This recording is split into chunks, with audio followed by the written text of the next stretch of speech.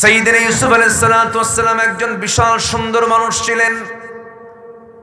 তার জীবনের সুন্দর চেহারাই ছিল তার জীবনের সবচেয়ে বড় পরীক্ষার কারণ। সুন্দর চেহারায় নজর পড়ে গেছে জুলাইখার। সেই সুন্দর নজর শেষ পর্যন্ত তাকে জেলখানা পর্যন্ত নিয়ে যেতে বাধ্য করলো। জানেন না সুন্দর চেহারার পাগল হয়ে গেছে জুলাইখা। এইদিকে ইউসুফ বলেন, না রে না, জুলাইখা ভুল করো কেন, আমার সঙ্গে নয়, আল্লাহর সঙ্গে মহব্বত করো। আল্লাহু আকবার বলেন। বারবার বলে ফেললেন, কিন্তু তারও কাম হয় না।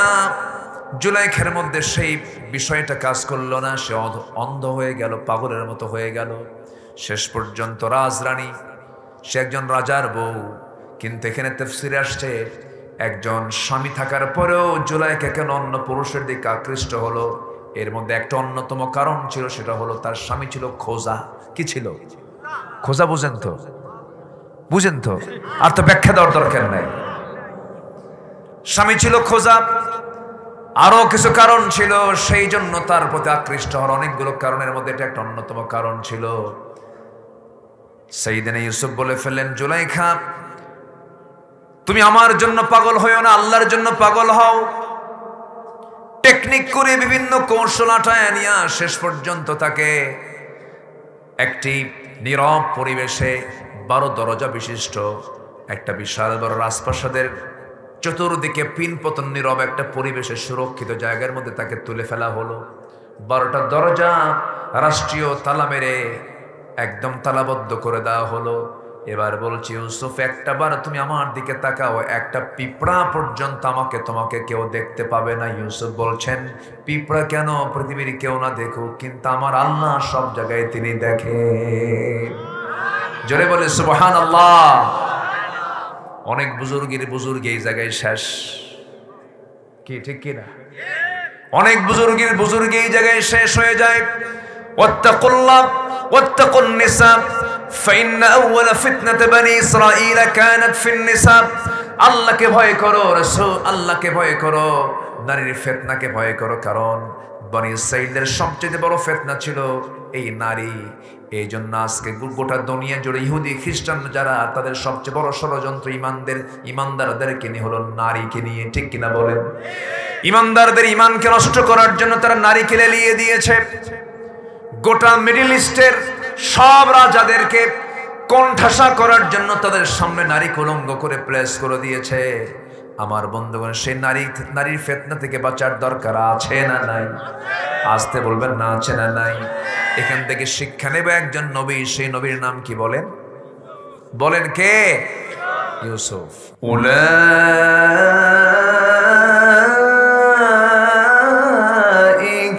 হুমুস সাদিকুন।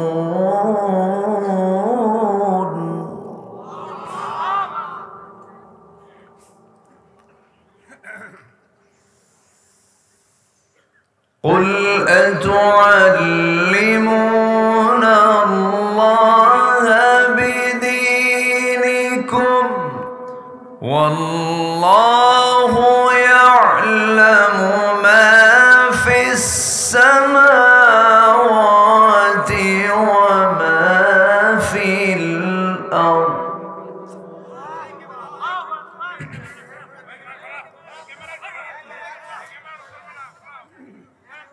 والله بكل شيء عليم.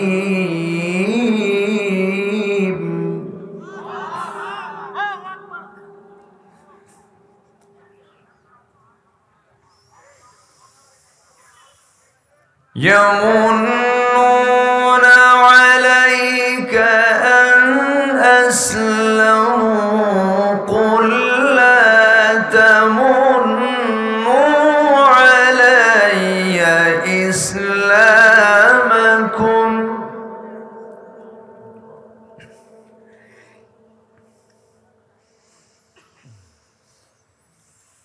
بل الله يمن عليكم أن هداكم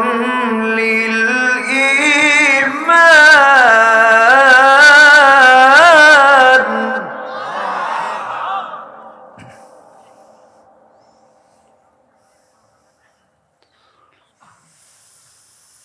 يمنون عليك أن أسلموا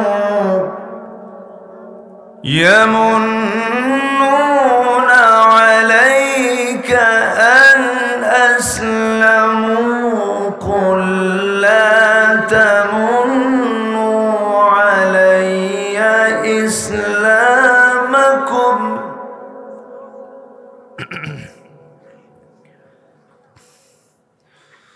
بل الله يمن عليكم أن هداكم للإيمان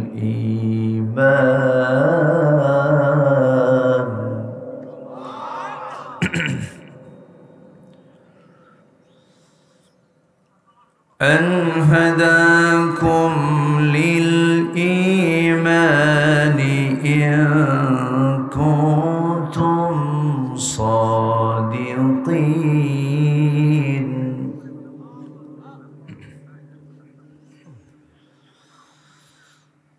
الله أكبر بسم الله الرحمن الرحيم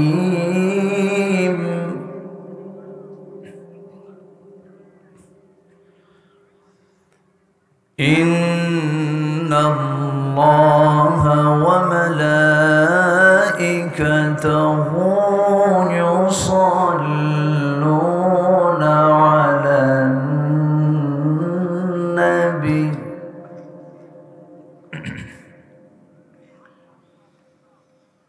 يا أيها الذين آمنوا صلوا عليه وسلموا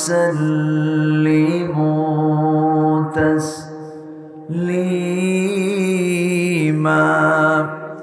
اللهم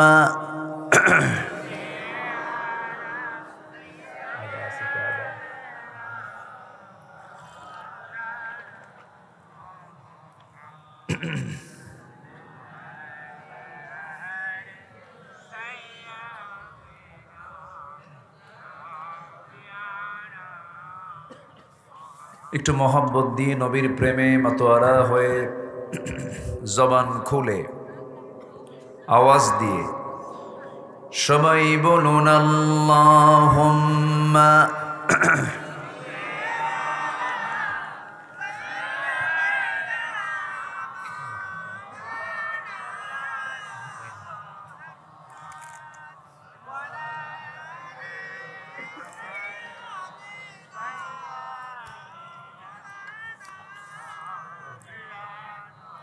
সবাই বলুন বালাগাল উলা বিকামালিহি কাশাফাত তুজা বিজামালিহি হাসনাত জামিউ খিসালিহি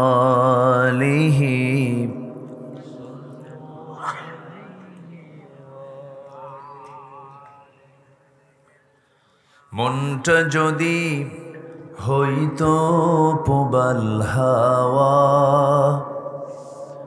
হইতো যদি শুভ্র কবুতর মেঘের ডানায় পাঠিয়ে দিতাম মদিনারি পথে যেথায় আমার প্রিয় রাসূল ঘুমান নিরন্তর যেথায় আমার প্রিয় নবী ঘুমান নিরন্তর সবাই বলি সাল্লাল্লাহু আলাইহি ওয়াসাল্লাম।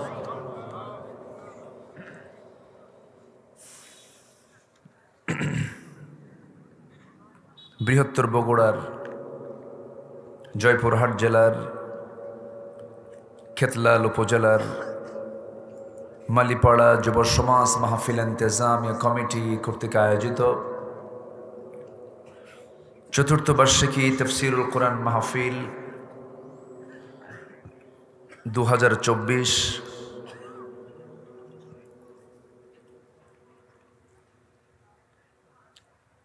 আজকের এই মহৎ আয়োজনের সম্মানিত সুযোগ্য সভাপতি জনাব হাফিজ মাওলানা আব্দুল বাসিত হাফিজাহুল্লাহ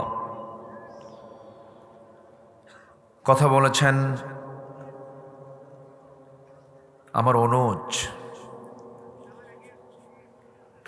খ্যাতিসম্পন্ন আলেমে দ্বীন তালিবুল ইলম হাফিজুল কোরআন মাওলানা মিসবাহুল আজম মিসবাহ হাফিজাহুল্লাহ। আজকের মাহফিল উপস্থিত হযরত উলামায়ে কেরাম, ফদলায়ে ইজম, সুশীল সমাজ, জাতির শ্রেষ্ঠ সন্তান, শিক্ষক মণ্ডলী, আজকের মাহফিলের প্রধান আকর্ষণ যাদেরকে নিয়ে আজকের এই সাজানো গোছানো বর্ণাঢ্য আয়োজন, তাওহীদের পতাকাবাহী, কালিমার ঝান্ডাবাহী, দ্বীন ইসলামের নরসারদুল বীর মুজাহিদ, প্রাণ প্রিয় সম্মানিত দ্বীনি ভাইরা, আড়ালে বসে থাকা সম্মানিতা মা বোনেরা, আলোচনার সূচনায় আনুষ্ঠানিকতার মধ্য দিয়ে আমার পক্ষ থেকে আবারও দিল খোলা সালাম, আসসালামু আলাইকুম ওয়া রাহমাতুল্লাহি ওয়া বারাকাতুহু। সবাই কেমন আছেন?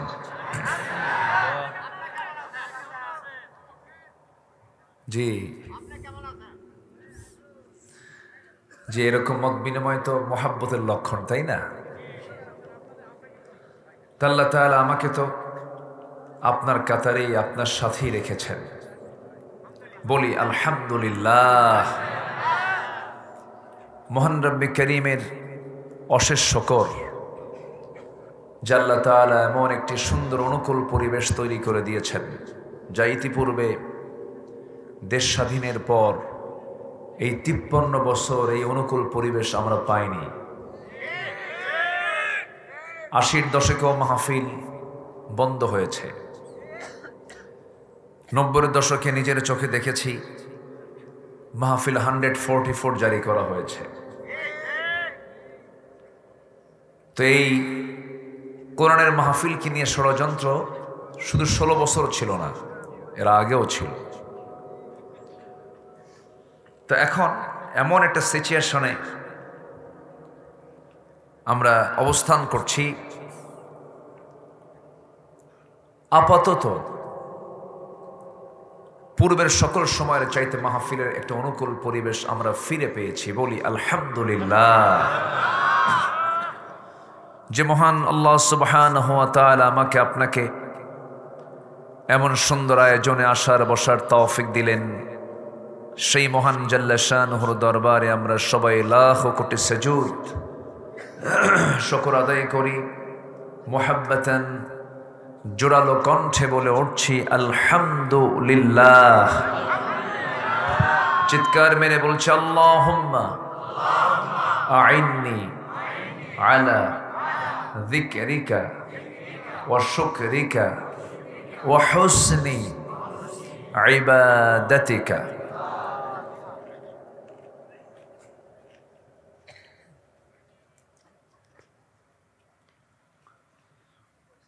মহান রব্বুল আলামিনের শুকরিয়া আদায় করে নিলাম।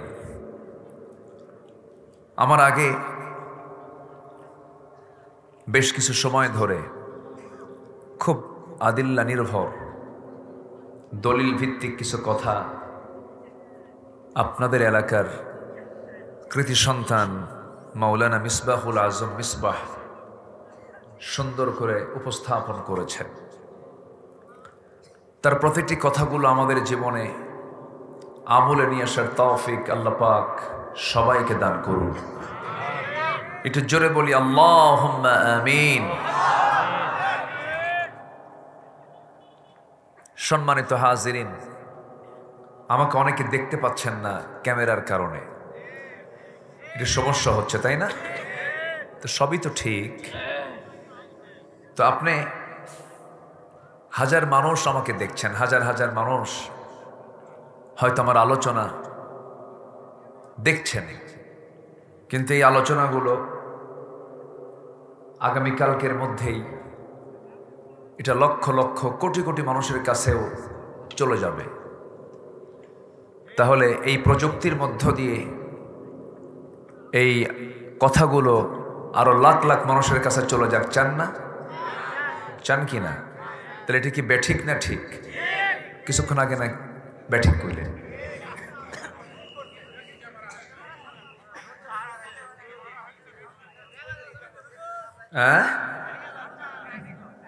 কি হলে এই নারী ভুরি বের হয় কেন আবার? আলো হয়নি? আচ্ছা, যা হয়েছে কপালে, যেহেতু বিয়ে হয়েই গেছে, সংসার তো করতেই হবে, তাই না? এটা নিয়ে তার দোষ ধরে লাভ নাই। তো ইজাব কবুল যখন হয়ে গেছে আর কি কথা বলা যাবে? যা আছে বলি আলহামদুলিল্লাহ। লাইট কম হয়েছে, কি কম হয়েছে, এগুলো এখন বলে তো লাভ নাই। যা দেখা আগে দেখে নিতে হয়। বিয়ের পরে কি আবার দেখে যদি কি বিয়ে করলাম, কাম তো হলো না। ঠিক আছে না? যা আছে এই নিয়ে সংসার করি আমরা, আল্লাহ কবুল করুন। ঠিক আছে না? জোরে বলি আল্লাহুম্মা আমিন। মাইকলা ভালো মোটামুটি, কিন্তু মুখে দাড়ি নাই, বুঝলে? ওয়াজ বেশি কে শোনে? মাইকলা বেশি ওয়াজ শোনে না। আল্লাহ তুমি কবুল করো, জোরে বলি আল্লাহুম্মা আমিন। আপনার দিকে লাইট মারছে না, ওই যে লাইট চোখে লাগে, আমার দিকে দেখেন একটা, দুইটা, তিনটা, চারটা, পাঁচটা, আবার ওই দিক থেকে একটা। হুজুরের চোখ যেন একটাও না থাকে। লাইট সিলেকশনেও সমস্যা। যাই হোক, যা হয়েছে। সম্মানিত ভাইয়েরা, আসুন আমরা মূল আলোচনার দিকে আস্তে আস্তে যাব। আমি সেখান থেকে কথাগুলো বলতে চাই যেখান থেকে আমি তেলাওয়াত দিয়ে শুরু করেছি। আমি আপনি যে কোনো মুহূর্তে দুনিয়া থেকে বিদায় নিচ্ছি। কোনো সন্দেহ আছে? আসতে বলবেন না, সন্দেহ আছে? মরব অমুক দিন, এরকম কেউ বলতে পারবেন? কখন মরব? কখন মরব বলেন? বলেন যখন তখন। বলেন কখন? যে কোনো সময় মারা যেতে পারি আমি। এটা মহা সত্য একটি কথা। সবাই চলে যাব, কিন্তু বিষয়টা হলো আমি আল্লাহর কাছে কি নিয়ে যাচ্ছি, আমার প্রিপারেশনটা কি, আমার প্রস্তুতি কি, আমার সামানটা কি। আমরা আল্লাহর কাছে হাজির হতে চাই লজ্জা নিয়ে না সম্মান নিয়ে? আবার বলেন, সম্মান নিয়ে আমরা হাজির হতে চাই। গতকালকে আমার মাহফিল ছিল বেশি দূরে না, মাত্র সিলেট। দূরে কি বেশি? দূরে, মোটামুটি 579 কিলোমিটার জার্নি করে, সফর করে এখানে এসেছি। অনেকে ভাবে হুজুররা খুব আরামেই থাকে তো, কিন্তু আমাদের সাথে ঘটনা কি? ঘটনা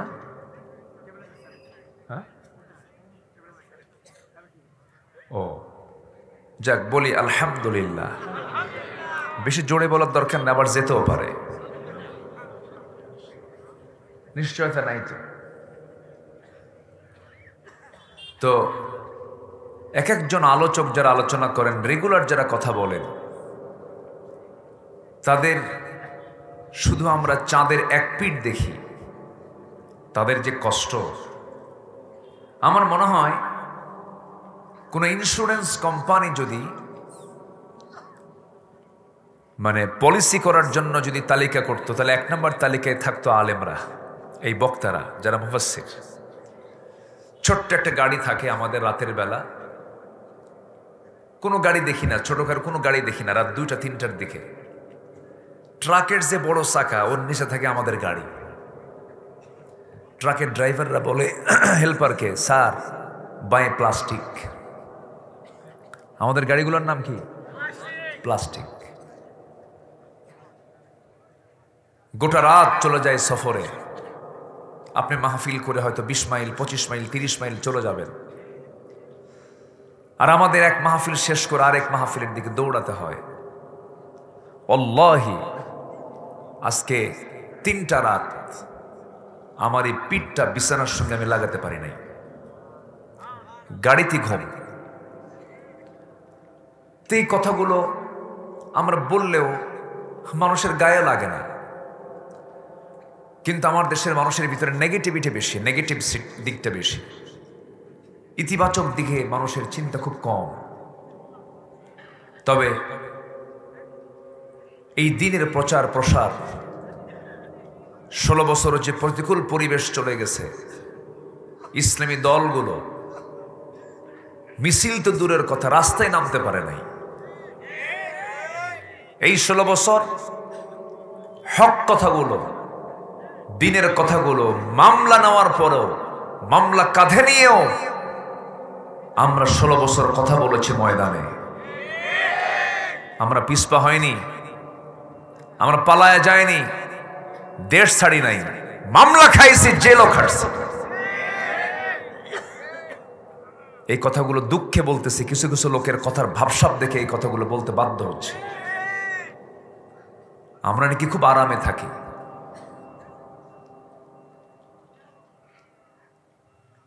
1999 সাল থেকে মামলা খাওয়া শুরু হয়েছে। প্রথম মামলা হয় 1999 সালে, রাষ্ট্রদ্রোহী মামলা, বিশেষ ক্ষমতা আইন, জননিরাপত্তা আইন। আবার যখন এরা ক্ষমতায় আসলো, আবার মামলা হওয়া শুরু হলো। আমাকে লক্ষ্য করে গুলি করা হয়েছে, মঞ্চে আগুন ধরিয়ে দেওয়া হয়েছে, মঞ্চ থেকে মাহফিলের সেক্রেটারিকে ধরে গ্রেফতার করে থানায় নেওয়া হয়েছে, মামলা দিয়েছে। মাহফিল বন্ধ। 3 দিন পরে শুনি ওই মাহফিলে যে গন্ডগোল হলো, সেই মামলার 1 নম্বর আসামি আব্দুল্লাহ আমিন। কথা বোঝেন নাই? ধরে নিয়ে গেল 2018 সালের কথিত নির্বাচনের আগ দিয়ে। এই কয়েক বছর তো নির্বাচনে মরা মানুষ ভোট দিয়ে গেছে, জানেন না আপনারা? তা আমারে গোটা বাড়ি ঘেরাও করে ধরে নিয়ে চলে গেল থানায়। তো পুলিশ বলল, হুজুর আমি আপনার আলোচনার খুব ভক্ত, খুব ওয়াজ শুনি আপনার, কিন্তু কি করব হুজুর, চাকরি বাঁচান তো ফরজ। আমি বললাম, ইমান বাঁচান তো নফল। মামলা খান দিয়া জেলে পাঠায় দিয়ে বলে, হুজুর নির্বাচনের আগ পর্যন্ত একটু থাকেন, নির্বাচনটা হয়ে যাক। ঢুকলাম জেলখানায়। ঢুকি দেখি এক মুরব্বী, সামনে 85 বছর বয়স। তো মুরব্বীকে দেখে আমি সালাম দেওয়ার আগে দেখি মুরব্বী আমাকে চিনা আগে সালাম দিয়ে ফেলছেন। হুজুর আপনি জেলখানায়? খুব খুশি হয়েছি। তো বললাম, ঢুকলাম জেলে, আপনি হলেন খুশি, এটা কোনো কথা বললেন? বলতেছে, বাবাজি ওয়াজ শুনতে যাই আপনার, বহু দূর থেকে আপনার ওয়াজ শুনি, কাছেও যেতে পারি না, সালাম কালামও হয় না, এত সুন্দর কাছে এসে ধরা দিলেন, কত সুন্দর গল্প হবে। আমার কাছে এটাই তো খুব ভালো মনে হচ্ছে, থাকেন। থাকলাম। চাচাকে বললাম, চাচা আপনার বয়স কত? 85 বছর। তা আপনি এই জায়গায় কেন নাতিপুতি থুইয়া? কে বাবা, আমার নামে বোমা হামলা দিছে, বোমা হামলা, বিস্ফোরক মামলা দিয়েছে। আমি নাকি কোন জায়গায় নাকি বোমা হামলা করছে? বলো তো বাবা, আমার এই হাতের সেই ফিটনেস আছে? বোমা মারতে গিয়ে তো আমার মাথায় পড়বে বোমা। সম্মানিত ভাইয়েরা, এই বিগত 16 বছর এরকম আলেম আমার দেশে পাওয়া গেছে, মামলা তো দূরে থাক, একটা গায়ে আঁচড় পর্যন্ত লাগে নাই। এখন তাদের মুখে দেখা যায় চোরের মায়ের বড় গলা। আছে না নাই? ফতুয়া দেয়, ওরা ফতুয়া দেয় আন্দোলনের আগে ফতোয়া দিয়েছে, কি বলেছে? কিয়ামত পর্যন্ত হরতাল হারাম। দেখছেন ফতোয়ার সাইজ দেখেন, কিয়ামত পর্যন্ত হরতাল হারাম। শেষে কি হলো? আন্দোলন তো করলোই ছাত্ররা, বৈষম্য বিরোধী আন্দোলন করলো না? শুধু হরতাল হয়েছে না বড় কিছু হয়েছে? সব অচল। ছাত্রদের বিজয় হলো, জালিমদের পতন হলো। যারা বলেছিল হরতাল কিয়ামত পর্যন্ত হারাম, ওরাই আবার এদেরকে দাওয়াত দেখাওয়ায়। মুনাফিক বুঝি আমরা। কষ্ট পাচ্ছেন নাকি আপনারা? কষ্ট পাচ্ছেন? হ্যাঁ, কেন রু ওয়াস্ত শুরু। হ্যাঁ ঠিক আছে চাচা, খুব শক্ত দেখেন না? জি বলি আলহামদুলিল্লাহ। হ্যাঁ হ্যাঁ, কার সাথে করবেন? কার সাথে ডাইরেক্ট দিবেন? ওরা তো নাই, তো সব চতুর্থ আসমানে চলে গেছে। আজকে ওয়াজ শোনাই, ওয়াজ ওই এমনি ফালাফালি করার দরকার নাই, কেউ নাই তো। ইসলামের শত্রুরা হুঁশিয়ার, শত্রু কই? এ থামেন না, কই আছে? থাকুক। ইঁদুরের গর্ত তো খুঁজে পাচ্ছে না, কলার পাতায় শুয়ে আছে। আসতে কোন কেন? আসুন আমরা আলোচনার দিকে আসি। এই ছেলে কি হয়েছে? বসো। ওদেরকে ধমক দেওয়া যাবে না, ওরা থাকুক। আল্লাহ সবাইকে কবুল করুন, জোরে বলি আমিন। ভাবছিলাম যে লোকজন কই, কিন্তু আপনারা তো খুব চালাক দেখতেছি। ধীরে ধীরে মোটামুটি মাঠ তো ভরেই যাচ্ছে। হয়তো আমার আওয়াজ শোনার পর আরো কিছু লোক চলে আসবে। এইদিকে মনে হয় রাত 12টার পরে ওয়াজ শুরু হয় নাকি? হ্যাঁ, দেখা যাক। আল্লাহ কবুল করুন, জোরে বলি আমিন। আমরা কি শুনতে এসেছি? জোরে বলুন, কি শুনতে এসেছি? কোরআনটা কার? কে পাঠিয়েছেন? কোন জায়গা থেকে? বলেন কোন জায়গা থেকে? আসমান থেকে। আসমান থেকে নাজিল হওয়া এই কিতাব, তার অ্যাড্রেস হলো লাউহে মাহফুজ। অ্যাড্রেস কি? লাউহে মাহফুজ। এসেছে কোন মাসে? বলেন কোন মাসে? কোন রাতে? কোন রাতে? কদর রাতে। তাহলে দেখুন, দিন, ক্ষণ, টাইম সব আল্লাহ তাআলা স্পষ্ট করে দিয়েছেন। কেন নাজিল হয়েছে বলেন? হ্যাঁ, একটা জবাব ঠিক আছে, আরো আছে, বলেন। হ্যাঁ, মাশাআল্লাহ। আল্লাহ রাব্বুল আলামিন কেন নাজিল করেছেন, কি জন্য নাজিল করেছেন, সুন্দর করে জানিয়ে দিচ্ছেন এক জায়গায়। লিতুখরিজান নাসা মিনায-যুলুমাতি ইলান-নূর। আপনি জানো এই কিতাবের মধ্য দিয়ে অন্ধকারে থাকা নিমজ্জিত জাতিকে যেন কোরআনের আলোকে আলোকিত করে তাদেরকে যেন জান্নাতের উপযোগী করে গড়ে তুলতে পারেন। আমার নবীর জন্ম সেই সময় হয়েছে যে সময় বর্বরতার চূড়ান্ত লেভেল সেই সময় অবস্থান করছিল সমাজে। মানুষ অসভ্য ছিল, বর্বর ছিল, খুনকা বদলা খুন ছিল নিত্য নৈমিত্তিক ব্যাপার। একটা ভাঙ্গা পাতিলকে কেন্দ্র করে যুগের পরে যুগ যুদ্ধ লেগে রাখত যে জাতি, নিজের মাকে বিয়ে করত। যেরকম নাউজুবিল্লাহ, মা এক মহিলাকে বিয়ে করছে, সৎ মা ছেড়ে দিয়েছে, ছেলে যা বিয়ে করে নিয়ে আসছে। এত অসভ্য একটা জাতি থেকে বের করে আনলেন আমার রাসূল। আবু বকর, ওমর, উসমান, আলী, তালহা, জুবায়ের, আব্দুল্লাহ রাদিয়াল্লাহু আনহুম, এরকম যোগ্য যোগ্য জগৎধন্য মানুষগুলোকে ওই সমাজ থেকে বের করে এনেছেন। জাদুমন্ত্র দিয়ে নয়, কোনো জাদুটোনা দিয়ে নয়। কি দিয়া? আসতে বলবেন না, কি দিয়া?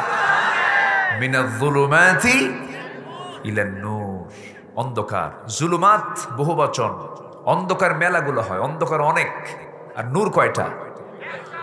ইলেন নূর, আলোর দিকে নিয়ে আসছেন, ইসলামের দিকে নিয়ে আসছেন। আমার কথা বুঝতে কষ্ট হচ্ছে না তো?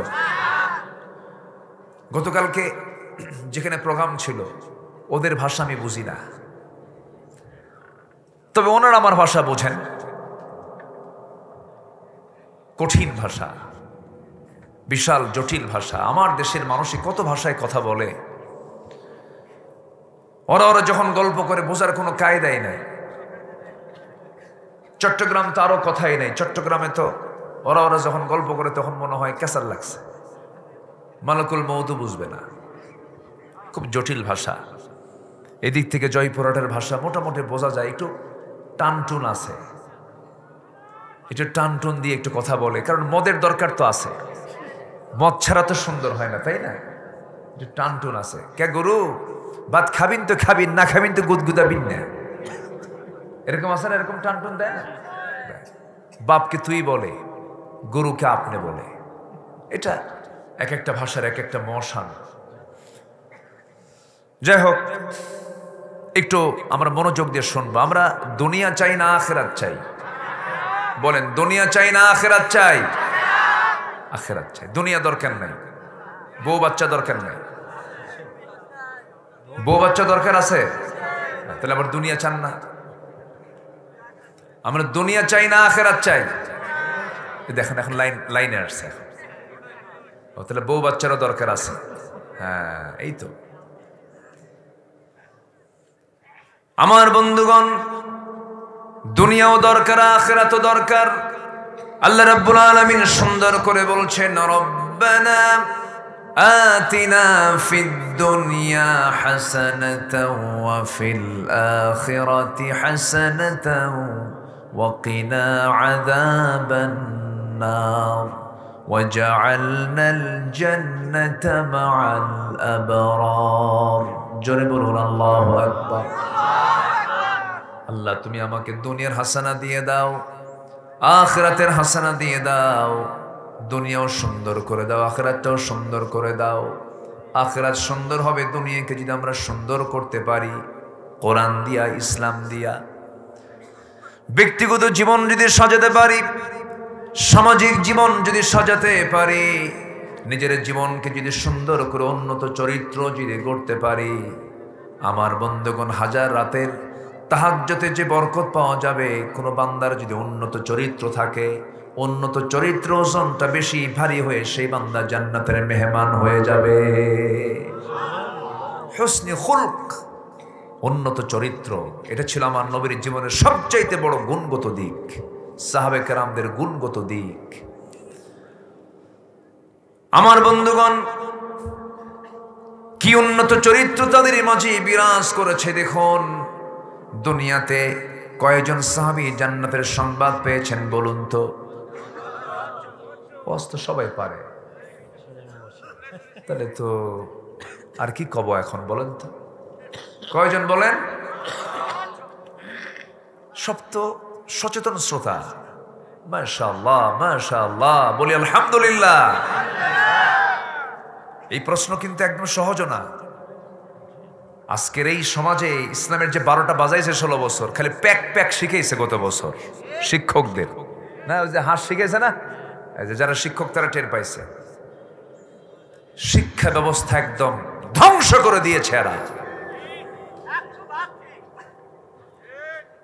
শিক্ষাকে রাখে নাই ওরা, যা করেছে। সম্মানিত বন্ধুগণ, আজকে বিসিএস ক্যাডার কোরআন পড়তে পারে না। পদ্মা সেতুর উদ্বোধন হবে, দেশে কত বড় বড় হাফিজ কোরআন, নাজমুস সাকিব, জাকারিয়া, সালেহ আহমদ তাকরিম, যাদের তেলাওয়াতের পাগল কাবা শরীফের ইমামরা পর্যন্ত। হ্যাঁ, আমার দেশে এমন গর্বিত হাফেজরা আছে যাদের তেলাওয়াতে মুগ্ধ হয়ে চোখের পানি ফেলে কান্দে হলো কাবার ইমামরা। সেই হাফিজগুলোকে না দাওয়াত দিয়া এক বিশেষ ক্যাডারে দিছে পদ্মা সেতু উদ্বোধনের তেলাওয়াত। এমন তেলাওয়াত করছে, শয়তান কই তোরছে আমার তেলাওয়াত ভালো আছে। শোনেন নাই? খালি গুগলে সার্চ দিবেন, ইউটিউবে পদ্মা সেতুর তেলাওয়াত, দেখবেন যে তেলাওয়াতের কি বাজাইছে ওটা, চিন্তা করুন। সম্মানিত ভাইয়েরা, আজকে যদি শিক্ষানীতি যদি থাকতো ইসলামী ভাবধারায়, বাংলাদেশের কোন বিসিএস ক্যাডার সহি তেলাওয়াত ছাড়া একটাও তারা নির্বাচিত হতে পারত না। মালয়েশিয়ার প্রধানমন্ত্রী ডক্টর আনোয়ার ইব্রাহিম, উনি গেছেন আমেরিকায়, উনি চলে গেছেন নামাজ পড়তে, ওনাকে দেখেই খতিব ছেড়ে দিয়েছেন, আপনি আসেন। আনোয়ার ইব্রাহিম গিয়ে খুতবা দিচ্ছে, একটা দেশের প্রেসিডেন্ট। ডক্টর মোরসি শহীদ, সেই মিশরের হাফিজুল কোরআন, একদিকে রাষ্ট্রপতি, আরেকদিকে একজন হাফেজ। রিসেপ তাইয়েব এরদোয়ান, এই তুরস্কের দীর্ঘদিন ক্ষমতার মসনদে আছেন, যোগ্যতা নিয়ে আছেন, একজন হাফেজ, আবার দেশের একজন প্রেসিডেন্ট। আলহামদুলিল্লাহ বলেন। আমরা এমন চিত্র বাংলাদেশে দেখতে চাই। হাসতে কোন কেন? দেখতে চান না? দেখতে চান না? আমরা শিক্ষানীতির আমূল পরিবর্তন করতে চাই। আপনারা দোয়া করুন উত্তরবঙ্গবাসীর জন্য। আমি একটা প্ল্যান মাথায় নিয়েছি, কারণ শিক্ষার বিপ্লব ছাড়া জাতির স্থায়ী কোনোদিন বিপ্লব হতে পারে না। মানুষের মনস্তাত্ত্বিক বিজয়টা হচ্ছে সবচেয়ে বড় বিজয়। মানুষের চিন্তা চেতনার বিজয় হচ্ছে সবচেয়ে বড় বিজয়। আমাদের সন্তানদের চিন্তা চেতনার মধ্যে ঢুকিয়ে দিতে হবে ইসলাম, ইসলাম, ইসলাম, ইসলাম, কোরআন, কোরআন, ঠিক কিনা? জি, ঢুকিয়ে দিতে হবে। এটাকে মাথায় নিয়ে উত্তরবঙ্গের গেটওয়ে বগুড়ায় আমি একটা মাদ্রাসা স্থাপন করেছি আপনার সন্তানদের জন্য। কি রাগ করছেন না খুশি হয়েছেন? খুশি হয়েছেন তো? আল্লাহ কবুল করুন, জোরে বলে আমিন। আপনার সন্তান ইঞ্জিনিয়ার হবে, কিন্তু আমার দৃষ্টিভঙ্গি হলো সন্তান ইঞ্জিনিয়ার হবে কিন্তু হাফেজ ইঞ্জিনিয়ার হবে। আপনার সন্তান এমপি হবে, হাফেজ এমপি হবে। আপনার সন্তান ডাক্তার হবে, হাফেজ ডাক্তার হবে। আপনার সন্তান জজ হবে, হাফেজ জজ হবে। এমন চিন্তা মাথায় নিয়ে ক্লাস 5-এর ভিতরে যেন হিফজ সম্পূর্ণ হয়ে যায়, সব সাবজেক্ট পড়বে, পাশাপাশি ওর মধ্যেই তার 30 পারা কোরআন তার মুখস্থ হয়ে যাবে। সূরা ফাতিহার মতো। সূরা ফাতিহা মুখস্থ করছেন কোন দিন? করছেন কেউ? মুখস্থ করা লাগে নাই তো। কোরআন তো এমন একটা কিতাবের নাম, মুখস্থ করা লাগে না, শুনলেই মুখস্থ হয়ে যায়। আল্লাহু আকবার বলেন। 36 দিনে হাফেজ আছে আমার দেশে, 36 দিনে। তার বাপ ছিল 26 দিনে। কাজী ইব্রাহিম হাফিজাহুল্লাহ কাতারে একসঙ্গে মিটিং করেছিলাম। উনি কাতারে চলে গেছেন, উনি তো জেলখানায় ছিলেন বেশ কিছুদিন। তোনাকে প্রশ্ন করলাম, বললেন আমি 36 দিন হাফেজ হয়েছি। কেউ তো আলহামদুলিল্লাহ কইলেন না। কোরআন কি কঠিন না সহজ? কঠিন না সহজ? এই জয়পুরহাটে আমি দেখেছিলাম, মনে হয় মিসবার কোন একটা মাহফিলে, ছোট্ট একটা মেয়ে 3 মাসে হাফেজ হয়ে গেছে। তো এই কিতাব সবার সন্তানদের জন্য দরকার আছে না নাই? আচ্ছা, এখানে কি মেয়ে ছেলের বাপ নাই? আছেন তো? 5, 6, 7, 8 বছরের বাপ নাই? বাচ্চাদের বাপ আছেন না নাই? হ্যাঁ, কাজে লাগবে আপনাকে আমার। আসতেছে লাইনে। আল্লাহ কবুল করুন, জোরে বলি আল্লাহ কবুল করুন, জোরে বলি আমিন। সম্মানিত ভাইয়েরা, বেসিক কাজ করতে হবে, মূল কাজ করতে হবে, মূল কাজে হাত দিতে হবে আমাদের। শিক্ষার পরিবর্তন ছাড়া জাতির পরিবর্তন হবে না। আমার রাসূল তাই করেছেন, ইয়াতলু আলাইহিম আয়াতিকা ওয়া ইউআল্লিমুহুমুল কিতাবা ওয়াল হিকমা ওয়া ইউযাক্কিহিম। আগে তেলাওয়াত দরকার। আল্লাহু আকবার বলেন। আমার নবীজি এমন একটি ইউনিভার্সিটি গড়ে তুললেন, যে ইউনিভার্সিটির নাম হলো university of Al Hira. Al Hira university, যার চ্যান্সেলর হলেন আল্লাহ রাব্বুল আলামিন, ভাইস চ্যান্সেলর হলেন আমার রাসূল নিজে। যারা প্রফেসর হলেন আবু বকরের মতো মানুষ, মহিলা প্রফেসর হলেন আয়েশা সিদ্দিকার মতো মানুষ। কি ইউনিভার্সিটি গড়ে তুললেন তিনি, কি মানুষ, সোনার মানুষ বানায় নিলেন তিনি, অন্য কিছু দিয়ে নয়। যার সিলেবাস ছিল দুইটা, একটা হলো কোরআন আর একটা হলো সুন্নাহ। এই দুইটা সিলেবাস দিয়া পৃথিবীর সেরা মানুষ তৈরি করেছেন মুহাম্মদ সাল্লাল্লাহু আলাইহি ওয়াসাল্লাম। আমার বন্ধুগণ, সাইয়েদনা আবু বকর সিদ্দিক রাদিয়াল্লাহু আনহু, ওমর ফারুক রাদিয়াল্লাহু তাআলা আনহু, কি মানুষ ছিলেন তারা, কি দাম ছিল তাদের। এত বড় দামি মানুষ জান্নাতের সংবাদ পেয়েছেন কয়জন বলেন? 10 জন। খুব খুশি হয়েছে আপনাদের এই জবাব শুনে, আমি খুব ভালো লাগছে আমার, যে অধিকাংশই বলতে পেরেছেন। এর মানে হলো আপনার ইসলামকে লালন করেন, আলহামদুলিল্লাহ। সাইয়েদনা ওমর ফারুকের মতো মানুষ জান্নাতের সংবাদ পাওয়ার পরেও তার সামনে একজন যখন ওই হাদিসটা তাকে মনে করে দিলেন, যার মধ্যে যাররা পরিমাণ কিবার অহংকার থাকবে, লা ইয়াদখুলুল জান্নাহ মিসকাল হাববাতিন মিন কিবার। যদি কারো দিলের ভিতরে যাররা পরিমাণ, অনু পরিমাণ যদি কোনো অহংকার থাকে, সে কখনো জান্নাতের গন্ধ পাবে না। এই কথা শোনা মাত্রই সাইয়েদনা ওমর ফারুক রাস্তার মধ্যে পড়ে গেলেন, হাউমাউ করে কাঁদেন। যখন বলা হলো ওমর তুমি কাঁদো কেন, তিনি বলছেন আমি গোটা অর্ধদিনের শাসনকর্তা, কিন্তু মাঝে মাঝে মনে হয় আমি তো একজন শাসক, অহংকার ঢুকলো কিনা জানি না, এই জন্য আমি কান্দি। এবং তিনি রোনা জারি করে আকাশের দিকে উঁচু দুটো হাত উঁচু করে বলতেছে, আকাশের মালিক আল্লাহ, আমার মন বলছে তুমি যদি গোটা পৃথিবীর সব মানুষকে যদি জান্নাতের ঘোষণা দিয়ে দাও, একটা মানুষকে যদি জাহান্নামের জন্য বরাদ্দ করো, আমার মন বলে সে একটা জাহান্নামী লোক মনে হয় আমি ওমরই হব। কি পরিমাণ ভয় আল্লাহর উপরে তাদের কাজ করেছে। এটাই হলো তাকওয়া। এটা কি বলেন? তাকওয়া। সাইয়েদনা আবু বকর কি প্রস্তুতি নিয়েছেন আখিরাতের দেখেন। তিনি একজন কাপড়ের দোকানদার ছিলেন, বসে আছেন কাপড়ের দোকানে। একজন কাস্টমার এসে হাতে কিছু কাপড় নিয়ে এসে বলছে, আবু বকর 6 মাস আগে তোমার কাছ থেকে কাপড় কিনেছিলাম, কাপড়টা পছন্দ হয় নাই, ফেরত নিয়ে নাও। যখন কাপড়টা ফেরত দেওয়ার জন্য এসেছে, কোনো কথা বললেন না, কাপড়টা ফেরত নিলেন, টাকা দিয়ে দিলেন।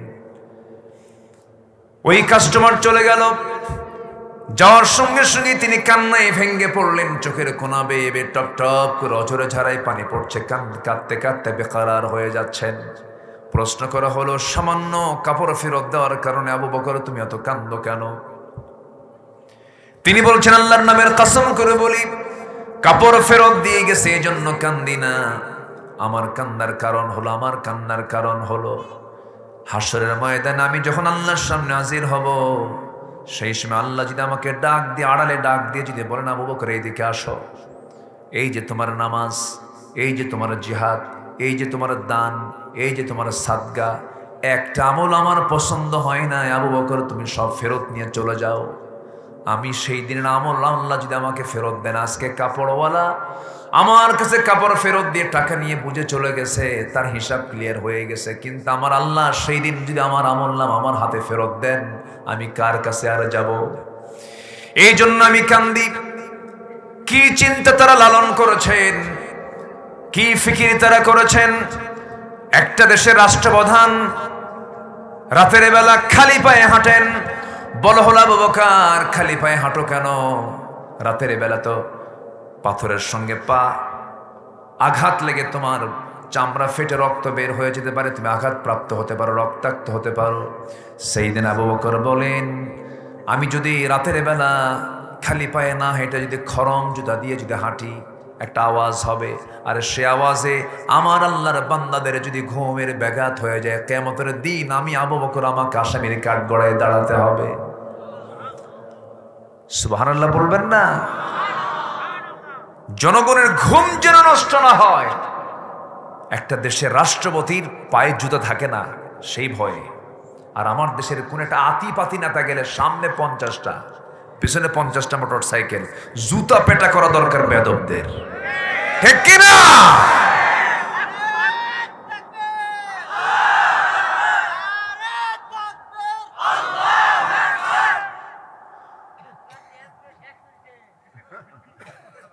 কথা বলবো, কথা বলবো বলবো। চাচা চাই কোথায়? হ্যাঁ, ও চাপ। জি, আমার তো টাইম তো সাপের সময় হয়, আমরা আগে ভাগে টাইম পাই না। তো লেখা থেকে পোস্টারে প্রধান বক্তা মাহফিলে হয়ে যায় সে শেষ বক্তা, শেষে উঠায় দেয় বাড়িতে যাওয়ার সাপ, নিম্ন সাপ, বিড়ি খাওয়া সাপ, ঘুমের সাপ, সব সাপে আমি মহা সাপে। এরকমই হয় ম্যাক্সিমাম মাহফিল। আজকে তাও এখানে আগে ভাগে উঠছি। ময়মনসিংহের দিকে গেলে তো রাত 3টার আগে মাইকই নাই। রাত কয়টায়? 3টায়। বলে হুজুর ঘুমান, 3টায় মাইক পাবেন।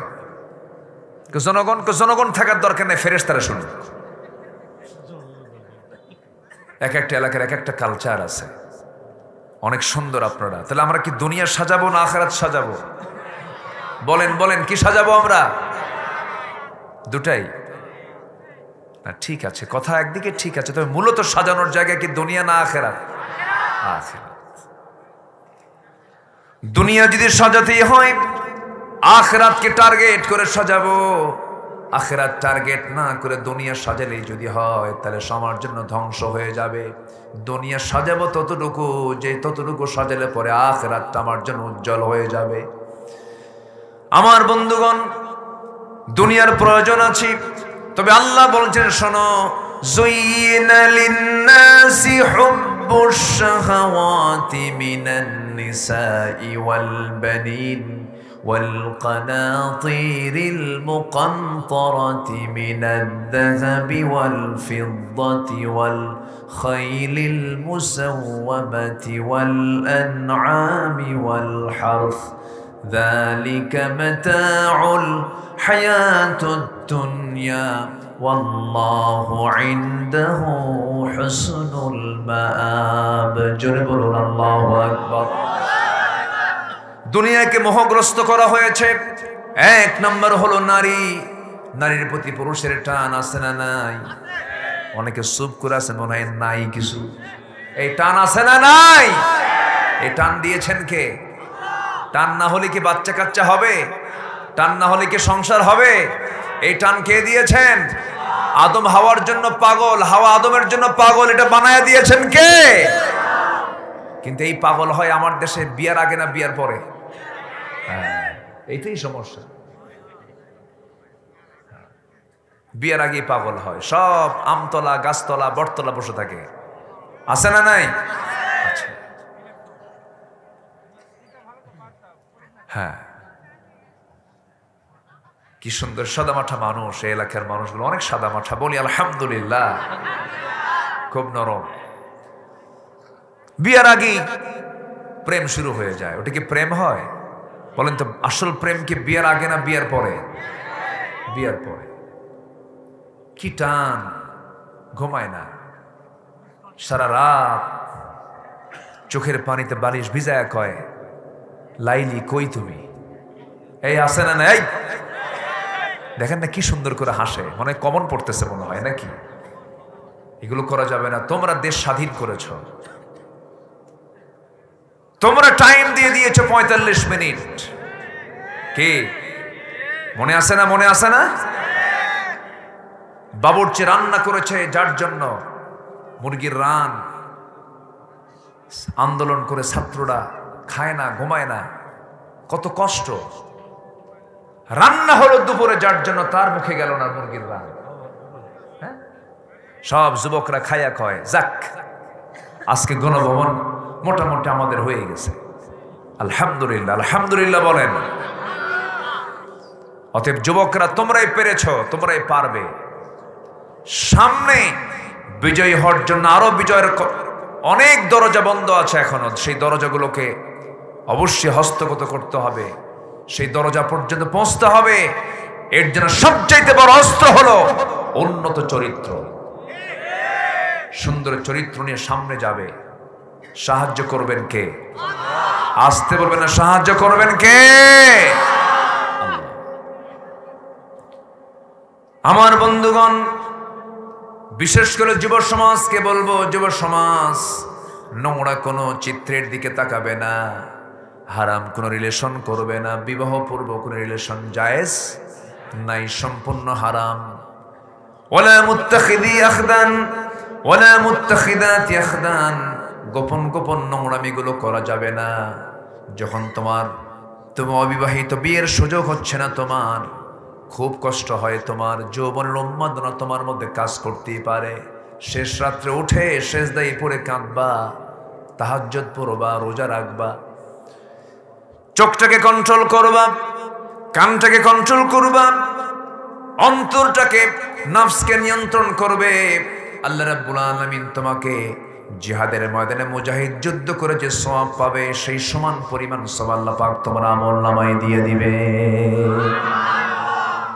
আল্লাহ নিজে ঘোষণা করছেন, ও বান্দা, ও যুবক, আমি তোমাকে আরশ আজিমের ছায়ায় জায়গা দেব। এটা কি ছোট অফার না বড় অফার? ও যুবক, তুমি কি জানো আল্লাহ বলছেন আমি তোমাকে আমার আরশ আজিমের ছায়ায় জায়গা দেব। রাজুলুন ইদা দাআতহু ইমরাতান যাত হাসাবিন ওয়া জামালিন ইন্না খাফুল্লাহ, যদি কোনো যুবক বলে ফেলে, ওই যুবতীর সামনে যে যুবতী তাকে প্রেমের প্রস্তাব দিল, সে যদি বলে ইন্নী আখাফুল্লাহ, আমি আল্লাহকে ভয় করি, আল্লাহ বলছেন ওই যুবককে আমি আরশ আজিমের ছায়ায় জায়গা দিয়ে দেব। সাইয়েদনা ইউসুফের নাম শুনছেন তো সবাই? কোন নবী? সবচেয়ে সুন্দর না সবচেয়ে সুন্দর? আমার নবীর চেয়েও? হ্যাঁ হ্যাঁ হ্যাঁ, আমার নবীর কাছে কেউ আসতে পারে না। আল্লাহু আকবার বলেন। সূরাত সিরাত কোনো দেখি না। সাইয়েদনা ইউসুফ আলাইহিস সালাতু ওয়াস সালাম একজন বিশাল সুন্দর মানুষ ছিলেন।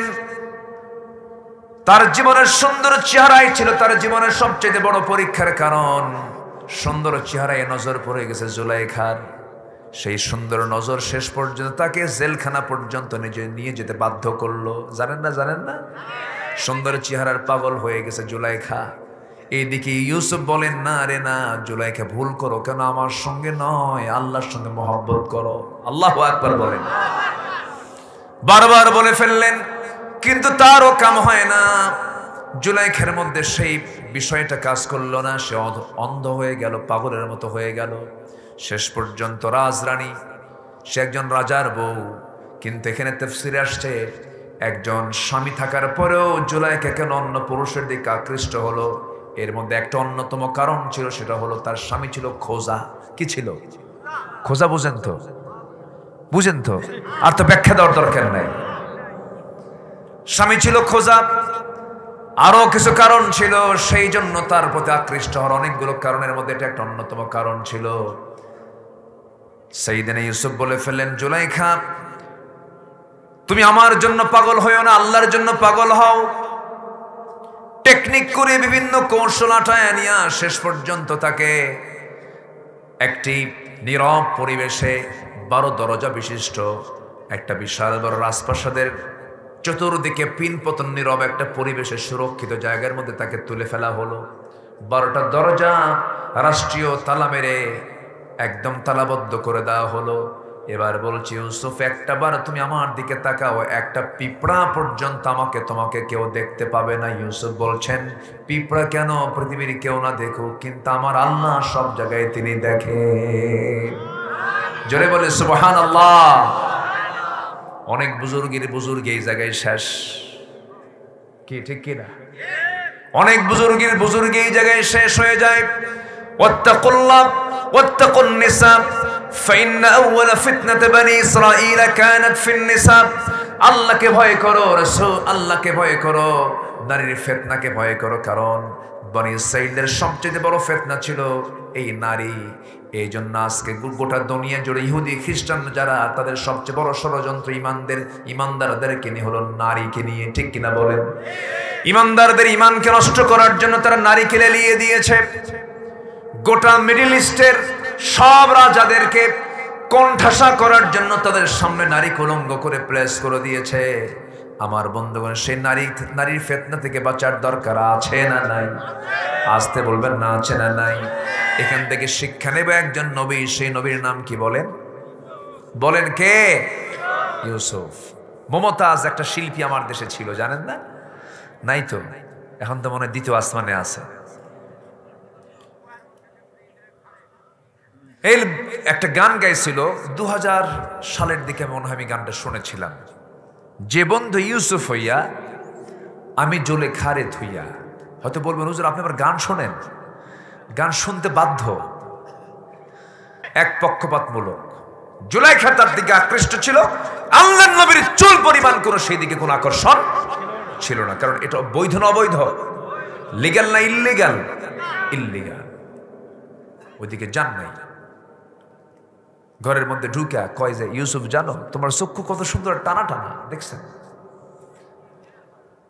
ইবনে কাসির এসেছে, তোমার চক্ষু কত সুন্দর টানা টানা। তিনি বললেন, আমার চোখের প্রশংসা করো না, চোখ যিনি বানিয়েছেন সেই মহান রবের প্রশংসা করো। যখন বলা হলো ইউসুফ তোমার চামড়াগুলো কত সুন্দর মসৃণ, আমি তোমার প্রেমে দিওয়ানা হয়ে পড়েছি, তিনি বললেন তুমি কি জানো এই চামড়াগুলো জাহান্নামের চিরুনি দিয়ে টেনে টেনে নিচ পর্যন্ত নিয়ে আসা হবে। তোমার চুলগুলো কত সুন্দর দেখতে, তিনি বলছেন এই চুলগুলো জাহান্নামের চিরুনি দিয়ে টেনে টেনে ছিঁড়ে ফেলা হবে। জুলাইখা, এই সমস্ত অঙ্গ প্রত্যঙ্গের প্রশংসা না করে তুমি আল্লাহর প্রশংসা করো। এরপরে ইউসুফ আলাইহিসসালামকে পথভ্রষ্ট করার জন্য, বিপদগামী করার জন্য এমন কোনো পথ নাই যে পথ অবলম্বন করা হলো না। মাথার চুলের খোপা ছেড়ে দেওয়া হলো, চুলটা ছেড়ে দিয়ে বুকের অংশের উপরের কাপড়টাকে সরিয়ে দেওয়া ফেলা হলো, ওড়না খোলা হলো, গোটা শরীরের সম্পূর্ণ সুন্দর পসরাটা তার সামনে উপস্থাপন করা হলো। বারবার তার দিকে আকৃষ্ট করা হলো, কিন্তু একটা বার তিনি তার দিকে ফিরে তাকালেন না। কারণ ইমানদার সবসময় ভাবে আমার সঙ্গে একজন বড় সাক্ষী যিনি আছেন তিনি আমার কে? জোরে বলেন কে? এটাই হলো ঈমান। এটা কি ঈমান? ঈমানদার তো সেই জন্দকর আল্লাহকে ভয় পায়, একাও আল্লাহকে ভয় পায়, লোকের মাঝে আল্লাহকে ভয় পায়, মসজিদ আল্লাহকে ভয় পায়, বাজারে আল্লাহকে ভয় পায়, সব জায়গায় আল্লাহকে ভয় পায়, সেই হলো ঈমানদার। ঠিক কি না?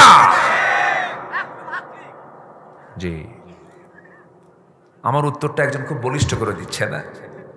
জি চাচা ভালো। আমি কি শেষ করে দেব আলোচনা? আলোচনা চালিয়ে যাব? আমি কি ইনডাইরেক্ট চালাচ্ছি?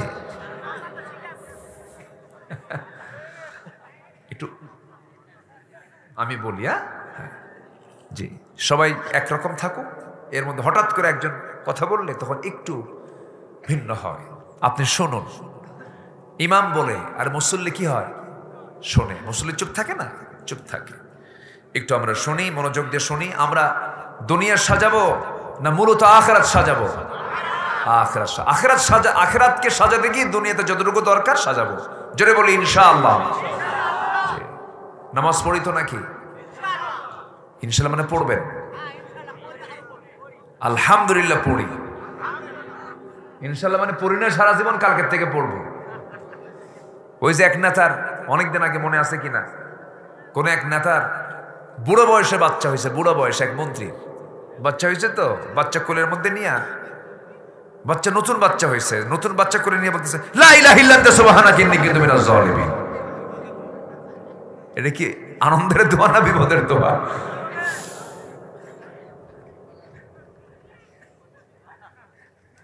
ঈদুল আজহা তার আগের দিন, আগামীকাল ঈদুল আজহা, তার আগের দিন এক মন্ত্রী ব্রিফ করছে, প্রিয় ভাইয়েরা, প্রিয় দেশবাসী, আগামীকাল ঈদুল আজহার জানাজা নামাজ।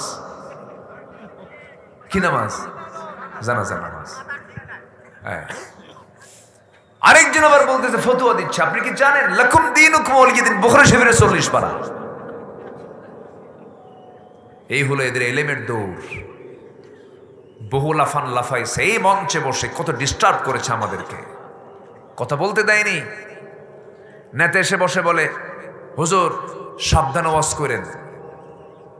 কত হুমকি ধামকি দিয়েছে, কোথায় তারা? আজকে তারা কোথায়?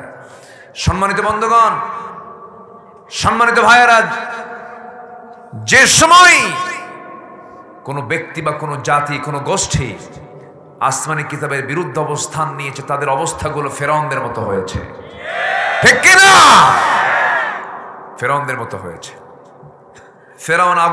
ফেরাউন এই আসমানি কিতাবে আগুন ধরিয়ে দিয়েছিল, 40,000 শিশুকে হত্যা করেছিল। এরপরে আল্লাহর পয়গম্বর মুসা আলাইহিস সালামকে হত্যা করার জন্য বহু প্ল্যান করেছিল। পৃথিবীতে বেঁচে ছিল ফেরাউন 1600 বছর, আর এরা ছিল 16 বছর। সংখ্যার মিল নাই।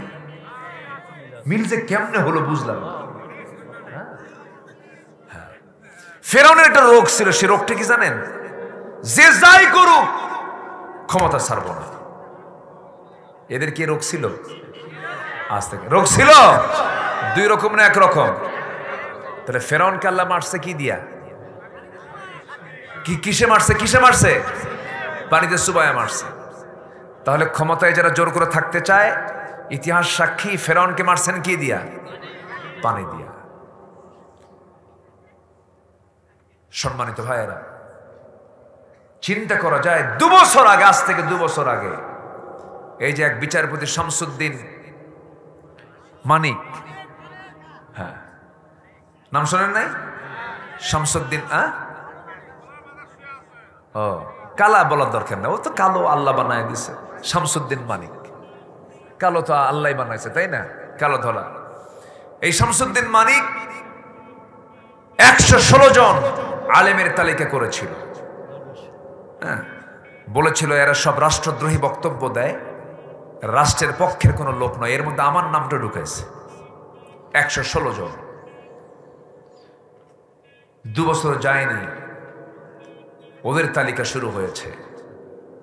পালানোর জন্য সিলেট দিয়ে উড়িষ্যা, সিলেট দিয়ে ত্রিপুরা অথবা আসাম হয়ে দিল্লি যাবে, পারে নাই। সিলেটবাসী খুব সম্মান করেছে, আপ্যায়ন করেছে, থাকার জন্য কলার পাতা দিয়েছিল। যখন কোর্টে হাজির করা হয় তখন বিসিটাও আউট করে দিস। জানেন না? আপনারা জানেন না? জানেন কি না? আমার দেশে 16 বছর জেলখানায় ছিল সাধারণ মানুষ বেশি না আলেমরা বেশি? এখন আমাদের দাবি হলো, এই দেশে যত কুলাঙ্গার আছে, চরিত্রহীন লম্পট আছে, ধরুন জাহাঙ্গীরনগর ইউনিভার্সিটির এক মানিক আছে, ও এখনো পৃথিবীতে বেঁচে আছে, কিন্তু ও 90-এর দশকে 100টা নারীর জীবন নষ্ট করে সে সেঞ্চুরি করে সাংবাদিক ডেকে ক্যাম্পাসে প্রকাশ্যে আত্মস্বীকৃতি দিয়ে বলেছে, আমি আজকে 100টা নারীর ধর্ষণ সেঞ্চুরি করলাম। মিষ্টি খাওয়াইছে। আমাদের দাবি হলো এই সমস্ত কুলাঙ্গারদেরকে ধরে প্রকাশ্যে ঝুলে মেরে এদের রক্ত, মাংস, হাড়, হাড্ডি কুত্তা বিলাই দিয়ে খাওয়ানো দরকার, ঠিক কিনা? রাজি আছেন কারা কারা? হাত উঁচু করে দেখান মুসলমান।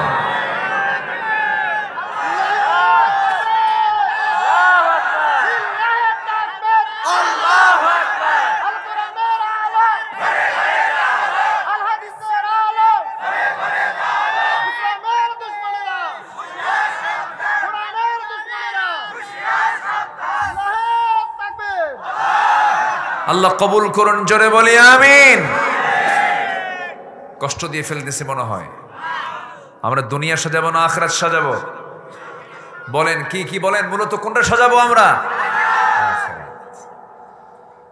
সাইয়েদনা ইউসুফ চিন্তা করেছেন দুনিয়ার না আখিরাতের? আখিরাতের। চোখ বন্ধ করে সাক্ষী বানালেন কাকে? আল্লাহকে। চোখ বন্ধ করে দরজার দিকে একটা দৌড় মারলেন। তিনি জানতেন এই দরজা তালা মারা কাম হবে না, কিন্তু সাহায্য চেয়েছেন কার? দরজার দিকে দৌড় মারলেন। তালাবদ্ধ দরজা, চাবিও তার কাছে ছিল না। দৌড় মারলেন ঠিকই, কিন্তু প্রত্যেকটা তালার চাবি না ছাড়াই আল্লাহ রাব্বুল আলামিন তার জন্য পটপট করে দরজাগুলো খুলে দিলেন। জোরে বলি সুবহানাল্লাহ। এই মিসবা কই যায়? খাওয়া দাওয়া হয়নি? ও পেটে টান লাগছে। এই আপনাদের ক্ষুধা লাগছে নাকি? মেজবার সাথে যান, ভালো খাওয়া আছে।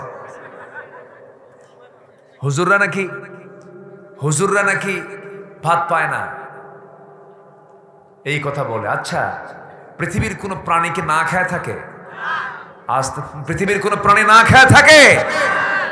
সব প্রাণীকে খাওয়ান কে? আজ খাওয়ান কে? আল্লাহ তাআলা। এই ছেলে, এরা যায় কেন? এই খাইতে যাচ্ছে নাকি? কাম সারছে, আমি তো অনুমতি দিয়ে কাম সারলাম। বসেন, আমার দিকে তাকান। আখিরাতকে সাজানোর জন্য 1 নম্বর লাগবে হচ্ছে ঈমান। 1 নম্বর লাগবে কি? ঈমান। যেখান থেকে আমি তেলাওয়াত দিয়ে শুরু করেছি, আল্লাহ রাব্বুল আলামিন বলেন, ইন্নামাল মুমিনুনা আল্লাযীনা আমানু বিল্লাহি ওয়া রাসূলিহি সুম্মা লাম ইয়ারতাবু ওয়া জাহাদু বিআমওয়ালিহিম ওয়া আনফুসিহিম ফি সাবিলিল্লাহ উলাইকা হুমুস সাদিকুন। জোরে বলুন আল্লাহু আকবার। প্রকৃত মুমিন তো তারাই যারা ঈমান আনবে আল্লাহর উপরে, নবীর উপরে, কিন্তু কোনো সন্দেহ রাখবে না। তারাই হচ্ছে প্রকৃত ঈমানদার। কোনো সন্দেহ ছাড়া ঈমান আনতে হবে। তারাই হচ্ছে প্রকৃত মুমিন। এটা হচ্ছে 1 নাম্বার। আখিরাতের প্রস্তুতির জন্য দুনিয়ার জীবনে আমরা 15টা কাজ আজকে আমরা শিখে যাব কোরআনের আলোকে। নাম্বার 1 হলো আমার ঈমান আনবো কার উপরে? আসতে বলবেন না, কার উপরে? নামাজ পড়ার দরকার নাই। অনেক ঈমানদার আমার দেশে আছে, ঈমান আছে কিন্তু নামাজ পড়ে না। আছে না নাই? পীরের মুরিদ আছে, পীর নিজেও নামাজ পড়ে না, পীরেরও পর্দা নাই, পীর মহিলা দিয়া পা টিপে নেয়। আছে না নাই? যে পুরুষ পীর মহিলা মুরিদ দিয়ে হাত পা টিপে নেয়, ওই সমস্ত পীরকে আম গাছের সামনে বেঁধে পিটাবে, ঠিক কিনা?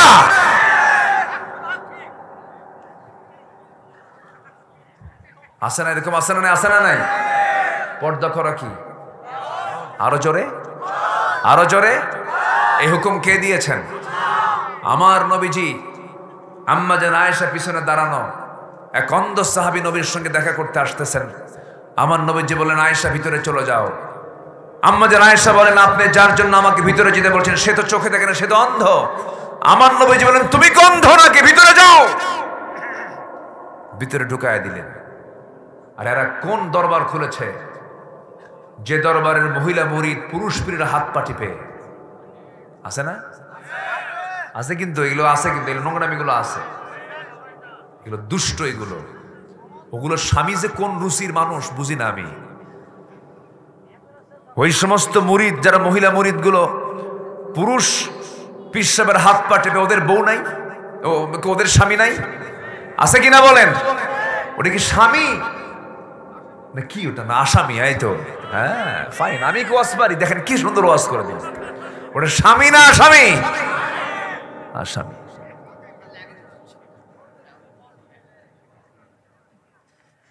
এই যে নোংরামি আছে, এগুলো আছে, এগুলো আছে তো নোংরামি এগুলো। আমি পীর বিরোধী লোক না, পীরকে ভালোবাসি, আমিও ভালোবাসি। শাহজালাল আলী ইয়ামিনী শুয়ে আছেন, শাহ সুলতান বলখি শুয়ে আছেন, খান জাহান আলী শুয়ে আছেন, শাহ মাকদুম শুয়ে আছেন, মঈনুদ্দিন চিশতি রহমতুল্লাহ আলাইহি শুয়ে আছেন। অবশ্যই তারা হক পীর, কিন্তু যে পীরের মুরিদ হলে নামাজ লাগে না, পানির তলে মোমবাতি বাবা বাতাসে নেবে না, বাবার নামে হালকে দিলে উজু গোসল লাগে না। আছে না নাই? উজুও লাগে না, গোসলও লাগে না। খাজা, খাজানা আল্লাহ। আমরা কাকে ডাকবো? কাকে ডাকবো? খাজা, দিল কর তাজা, ইসমে জালাল, গাজার কলকি খাওয়া হালাল। জোরে কর নাউজুবিল্লাহ। আর জোরে বলে নাউজুবিল্লাহ। এদের ধারে পাশে আমরা কেউ যাব? আমার নবীজি পর্দার ব্যাপারে কত কঠোর ছিলেন। একদিন আমার নবীজির মেয়ে ফাতিমা রাদিয়াল্লাহু তাআলা আনহা ঘরের ভিতরে বড় আওয়াজে কথা বলছিলেন। আমার নবীজি রাস্তা থেকে শুনতে পেলেন, দৌড় মেরে ঢুকলেন বাড়ির ভিতরে। বললেন, ফাতিমা তোমার অপ্রয়োজনীয় কথা আমি রাস্তা থেকে শুনলাম, যদি কোনো অন্য কোনো পরপুরুষ জানতো শুনতো। এতটাই সতর্ক থাকতেন রাসূল পর্দার ব্যাপারে। সেই পর্দা সবার বাড়িতে বাড়িতে থাকার দরকার আছে না নাই? কোনো খালাতো ভাই বোনের সঙ্গে দেখা করা যাবে যাবে যাবে যাবে? শুধু খালার বাড়িতে ঘন ঘন যায়, বলে খালাম্মা আসসালামু আলাইকুম, খালাম্মা আসসালামু আলাইকুম, মানে বোন একটা আছে। এটা খালাম্মার বুঝতে হবে যে আমার মেয়ের সাথে ও কিছু প্যাঁচ লাগাতে চায়, ওর সালামি নেব না, যা।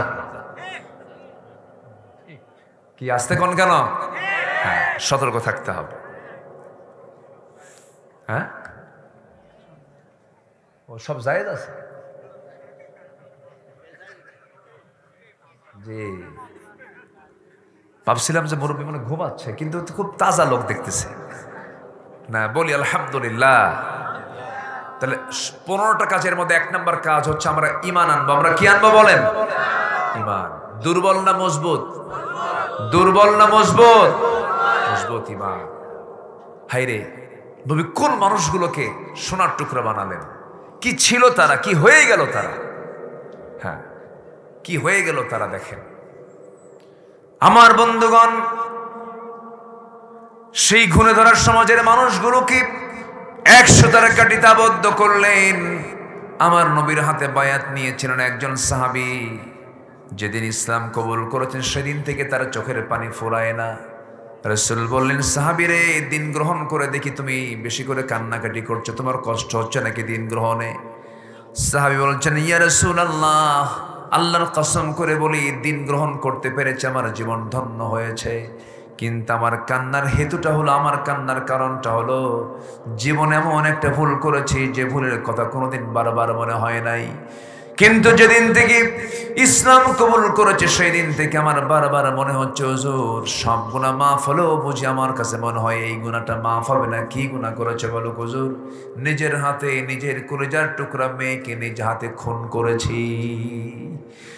আমার নবীজি সঙ্গে সঙ্গে বলছেন, সাহাবীরে কেমন করে খুন করেছো একটু বলো তো। আমার নবীজি তাকে সামনে বসায় দিলেন, দুটো হাঁটু গেড়ে বসে গেলেন। আমার ভাইরা, আমার নবীজি শুধু ওয়াজ করতেন না, ওয়াজ শুনতেন, গল্প করতেন, গল্প শুনতেন। দেখবেন কিছু কিছু সমাজে লোক আছে শুধু কথা বলে, কাউকে বলতে দেয় না। আসলে কিছু লোক আছে না, কিন্তু আমার নবীজি তা ছিলেন না, কথা শুনতেন তিনি। ছোট ছোট বাচ্চাগুলো যখন কথা বলতে চাইতো রাসূল থেমে যেতেন, বাবা কি বলবা বলো। ধনী গরিব কালো ধলা সব আমার নবীর কাছে সমান ছিল। আমার নবীজি ছিলেন ইমাম, মুয়াজ্জিন ছিল বেলাল। ধলা মানুষ না কালো মানুষ? কালো মানুষ। বিশ্বের সেরা সুন্দর মানুষের সামনে মুয়াজ্জিনের পদ যিনি অলংকৃত করেছেন তিনি একজন কালো কুসকুসে মানুষ। কালো বেলাল, নিগ্রো বেলালকে তিনি মুয়াজ্জিন বানিয়েছিলেন। আমার বন্ধুগণ, আমার ভাইয়েরা, এরকম করে আমার নবীজি সবার সঙ্গে ফ্রি হয়ে কথা বলতেন। একদিন সাহাবীর সামনে থেকে, রাসূলের সামনে থেকে দাঁড়ায় গেছেন। দাঁড়ায় বলছে, হুজুর আপনার ওয়াজটা শুনলাম, আমার একটু ওয়াজ আছে, আমার ওয়াজটা আপনাকে শুনতে হবে। রাসূল বলেন, সাহাবী তুমি আবার কি ওয়াজ করবে আমাকে বলো। হুজুর আমার ওয়াজ তো এই সময়ের ওয়াজ না, আমার ওয়াজটা হচ্ছে জাহিলি যুগের ওয়াজ। কি ওয়াজ বলো? আমি যেদিন ইসলাম কবুল করেছি তার 8 দিন পর্যন্ত আমি এমন একটা প্রতিমার পূজা করতাম যে প্রতিমাকে আমার বুকে লালন করতাম, পিঠে নিতাম, বুকে নিতাম, চুমা মোহাব্বত করতাম, সম্মান করতাম। ওই মূর্তিটাকে ছাড়া কোথাও বের হতাম না। কোথাও গেলে পরে মূর্তিটাকে সঙ্গে করে নিয়ে চলে যেতাম। একদিন হঠাৎ করে কোন একটা লম্বা সফরে বের হলাম। লম্বা সফরে বের হওয়ার পর হঠাৎ করে আমার পেশাবের চাপ চাপলো, প্রকৃতির কাজ চাপলো। প্রকৃতির ডাকে সাড়া দেওয়ার জন্য আমি যখন আড়ালে চলে যাব, ওই মূর্তিকে কেমন করে সঙ্গে করে নিয়ে যাই এই চিন্তা মাথায় নিয়ে করলাম কি আমার সেই দেবতাটাকে, মূর্তিটাকে উঁচু একটা নিরাপদ জায়গায় রেখে আমি চলে গেলাম আড়ালে শৌচকার্য করার জন্য। শৌচকার্য করে আসলাম, এসে দেখি আমার সেই দেবতার আপাদ মস্তক মাথা থেকে পা পর্যন্ত পানি দিয়ে ভেজা। ভাবলাম বুঝি এটা রহমতের পানি, বরকতের পানি মনে করে প্রতিমাটাকে আস্তে করে হাতের মধ্যে নিয়া আমার জিহ্বা দিয়ে একটা চাটন দিলাম, একটা লেহন করলাম। দেখি আমতা আমতা গন্ধ। সামনের দিকে তাকায় দেখি কুকুরটা লেজ গুটায়া গুটায়া যাচ্ছে। সাহাবীরা আওয়াজ দিয়ে দিয়ে হাসতেছেন। আমার নবীজি মুস্কি মুস্কি হাসি মালিনের পরে বলছে, সাহাবীরে এরপরেতে মজার কথা আর কি কও? সুবহানাল্লাহ বলবেন না? আমার নবীজি কথা শুনতেন, মনোযোগ দিয়ে শুনতেন। এরপরে বললেন, ও সাহাবী এরপরে কি হলো হুজুর? আমি যখন আমার চোখের সামনে যখন দেখতে পেলাম কুকুরটা লেজ গুটায় গুটায় যায়, ভাবলাম, নিশ্চিত হলাম এই কুকুরই তো কাম সারছে। আমি কি চাটন দিলাম রে, এমন রাগ উঠলো হুজুর। মনে মনে ভাবলাম, তুই আমার কিসের রব রে? নিজের সম্মান রক্ষা করতে পারিস না, কুত্তা তোরে মুতে থুয়ে যায়, কুকুর তোকে পেশাব করে থুয়ে যায়, কুকুর তোর উপরে এক ঠ্যাং খাড়া করে পেশাব করে দিয়ে যায়, তুই কিছুই বলতে পারিস না, তোর কিছু শক্তি নাই। হুজুর এমন রাগ উঠলো, এক রাগে মূর্তিটাকে, দেবতাটাকে হাতের মধ্যে নিয়ে এমন জোরে আছাড় মারলাম, এক আছাড়ে সব ভেঙে চুরমার হয়ে গেল। কিন্তু আপনার কাছে এসে আমি এমন রবকে পেয়ে গেছি যে রব শুধু দুনিয়ার রব নন, শুধু জমিনের রব না, তিনি আসমানের রব, গোটা বিশ্ব 7 আকাশ জমিনের মালিক আল্লাহ রাব্বুল আলামিনকে আপনার কাছে এসে খুঁজে পেয়ে গেছি। জোরে বলেন সুবহানাল্লাহ। আমার নবীর সামনে সেই সাহাবী আস্তে করে বসে গেলেন, বসে গিয়ে হাঁটু গেড়ে বসছেন। রাসূল বলছেন, তুমি কি দোষ করেছো বলো? হুজুর নিজের হাতে নিজের মেয়েকে খুন করেছি। কেমন করে বলো তো হুজুর? 6টা মাস বয়স, আমার স্ত্রীর গর্ভে মেয়ে সন্তান। বউটাকে বললাম চলে যাও বাবার ঘরে, বাবার বাড়িতে পৌঁছায় দিলাম, পাঠায় দিলাম। আমি বলে দিয়েছিলাম, শোনো আমার স্ত্রী ছেলে হলে সন্তান নিয়ে সঙ্গে করে আসবা, মেয়ের সন্তান হলে পরে জানানোর দরকার নেই, জীবন্ত পুঁতে হত্যা করবা। আমাকে অর্ডার দিয়ে, আমি তাকে অর্ডার দিয়েছি, কিন্তু বউ আমার কথাকে অমান্য করে আমাকে না জানাইয়া মেয়ের সন্তান হয়েছে অন্য ঘরে তাকে ধীরে ধীরে বড় করে, অন্য জায়গায় ঘরে ধীরে ধীরে আস্তে আস্তে বড় করে 6 বছর যখন তার বয়স হয়ে গেছে হুজুর, কোনোদিন মেয়েটা আমার চোখের সামনে পড়ে নাই, কিন্তু হঠাৎ করে একদিন আমার সামনে চোখের সামনে পড়ে গেল। চট করে ধরলাম, আমার মতো নখ, আমার মতো চোখ, আমার মতো পা, আমার মতো হাত, আমার মতো চামড়া, আমার মতো কালার, আমার মতো হাসি, আমার মতো দাঁত। আমার পুরো সন্দেহ হলো, সন্তানটাকে চট করে শক্ত করে ধরে বউটার সামনে নিয়ে বললাম, সত্যি করে বউ আমার বলো তো এই সন্তানটা কার? আমার বউটা হুজুর থরথর করে কাঁপতে কাঁপতে বলছে, স্বামী আমার সন্তানের তত্ত্ব কতক্ষণ গোপন করবে? এই সন্তানটা আমাদের ঔরসজাত সন্তান। সঙ্গে সঙ্গে হুজুর আমি খেপে গেলাম, রেগে গেলাম, কিন্তু বুঝতে দিলাম না। ঠান্ডা মাথার খুনি হয়ে গেলাম। ঠান্ডা মাথার খুনি বনে ওই মেয়েটাকে আবার আস্তে করে কোলের মধ্যে উঠায় এনে চুম্বন করে আদর করে স্নেহ করি। মেয়েটাকে বারবার মা বলে ডাকি। সঙ্গে সঙ্গে মেয়ে বলছে, আমার মা, আমার বাবা তো অনেক ভালো মানুষ, তুমি আমার বাবার সঙ্গে আগে পরিচয় করে দেওয়া নাই কেন? আমার পাগল হয়ে গেল একদিনের মধ্যেই। পরের দিন বললাম, মা তোমাকে নানির বাড়িতে নিয়ে যাব। নানির বাড়ির কথা বলে রওনা করলাম। মেয়েটা আমার দারুণ খুশি। নানির বাড়ির দিকে রওনা না দিয়ে আমি জঙ্গলের দিকে যখন রওনা করলাম, মেয়েটার মুখটা ছোট হয়ে গেল। বলছে, বাবা নানির বাড়ি না যাবা, তুমি এই দিকে যাও কেন? কি হয়েছে তোমার? কিচ্ছু বললাম না। গর্ত খনন করার জন্য জঙ্গল পার হয়ে কোদাল হাতের মধ্যে নিলাম, গর্ত খনন শুরু করে দিলাম। গর্ত খনন যখন করছিলাম, মেয়েটা বারবার বলছে, বাবা নানির বাড়ি কখন যাবে? কিচ্ছু বললাম না। সেই সময় যখন গর্ত খনন করছিলাম, সিটকে এসে কোদাল দিয়ে গর্ত খনন করার সময় সিটকে এসে কিছু মাটি এসে আমার দাড়ির মধ্যে ঢুকে যায়। আমার মেয়েটা আস্তে করে আমার কাছাকাছি এসে তার 5টা নখ সেই দাড়ির মধ্যে ঢুকায় দিয়ে ময়লাগুলো আস্তে আস্তে করে সাফ করে দেয়। বলে, বাবা কখন নানির বাড়িতে চলে যাবা? আমার মেয়েটা, আমি গর্ত খনন করছিলাম, ঠিক দুপুরবেলা প্রচন্ড গরম, ঘামতেছিলাম। মেয়েটা আমার গামছা দিয়ে আমার ঘামগুলো মুছে মুছে দেয় আর বলে, বাবা গর্ত খনন কেন করছো? কিচ্ছু বললাম না। গর্ত খনন যখন শেষ হয়ে গেল হুজুর, শিরকিয়াতের কারণে, জাহালাতের কারণে আমার মধ্যে মায়া দয়া কিচ্ছু কাজ করলো না। মেয়েটাকে আস্তে করে বললাম, মা দেখো তো গর্ত খনন কেমন হয়েছে। হুজুর আমার মেয়েটা সেই সময় এত সুন্দর একটা মুস্কি হাসি মারল। হুজুর বারবার মনে পড়ছে, এর আগে বারবার মনে পড়ে নাই, হুজুর ইসলাম গ্রহণ করার পরে মনে পড়ছে। মুস্কি একখান হাসি দিয়া, আমার বন্ধুগণ আমার মেয়েটা যখন গর্তের মধ্যে, ওই সাহাবী রাসূলের সামনে বলছেন, হুজুর মেয়েটাকে যখন ফেলে দিলাম, মেয়েটাকে ফেলে দেওয়ার সঙ্গে সঙ্গে আমার মেয়েটাকে বললাম, মা দেখো তো গর্ত খনন কেমন হয়েছে। সরল মনে সামনে গিয়ে যখন দেখতে নিল, পিছন দিক থেকে এত জোরে ধাক্কা মারলাম, এক ধাক্কায় গর্তের মধ্যে উপর হয়ে পড়ে থাকলো। চিত হলো, দুটো হাত এক জায়গায় করে বলছে, বাবা বুঝতে পেরেছি আজকে মার কথাই সত্য হয়ে গেছে, আজকে তুমি আমাকে মেরে ফেলার জন্য এখানে নিয়ে এসেছো বাবা। ও বাবা, তুমি আজকে আমাকে হত্যা করবে এটা আমি নিশ্চিত হয়েছি বাবা। আমি দুটো হাত করজোড়ে মিনতি জানাই, একটা বারের জন্য আজকে আমাকে বাঁচায় দাও, বিনিময়ে মৃত্যুর দিন পর্যন্ত এই চেহারা তোমার সামনে আমি দেখাবো না, আমাকে আজকে বাঁচায় দাও বাবা। বারবার বলতেছিল হুজুর, দিলটা কাঁপলো না, দিলটা নরম হলো না, পাষাণ হৃদয় পাষাণে থেকে গেল। আমি হাতের মধ্যে করলাম কি, পাথর নিলাম, পাথর নিয়া এমন জোরে সজোরে তার কলেজা বরাবর মেরে দিলাম, ফিনকি দিয়ে রক্ত পড়া শুরু হয়ে গেল। চিৎকার করে আব্বা আব্বা বলে ডাকে, একটা বারের জন্য দিলটা নরম হলো না। আমি আমার চোখের সামনে পাথর চাপা দিয়া, মাটি চাপা দিয়া আমি তাকে জনমের মতো পাষাণ হৃদয়ের মানুষ হয়ে আমি তাকে দুনিয়া থেকে বিদায় করে দিলাম। আমার নবীজি এই কথাগুলো শুনতেছিলেন, আর নবীর চোখের কোনা বেয়ে পানি পড়ছিল, আর বলছিল, ও সাহাবীরে, তোমার জীবনে তুমি যত গুনাহ করেছো সব গুনাহ তো মাফ হয়েছে, দিন গ্রহণ করার কারণে এত বড় মারাত্মক গুনাহ আল্লাহ রাব্বুল আলামিন তোমার জীবন থেকে মুছে দিয়েছে। আমার ভাইরা, সে অসভ্য মানুষগুলোকে সভ্যতার মানদণ্ডে নিয়ে আসলেন, আল্লাহওয়ালার কাতারে নিয়ে আসছেন, অন্য কিছু দিয়ে নয়, একমাত্র কি দিয়ে বলেন? কোরআন দিয়ে তাদেরকে ঈমান শিক্ষা দিয়েছেন। আমরা 1 নম্বর ঈমান আনবো, কি আনবো বলেন? ঈমান। নাম্বার 2 হলো জিহাদের কাজ করবো, জোরে বলি ইনশাআল্লাহ। কিসের কাজ বলেন?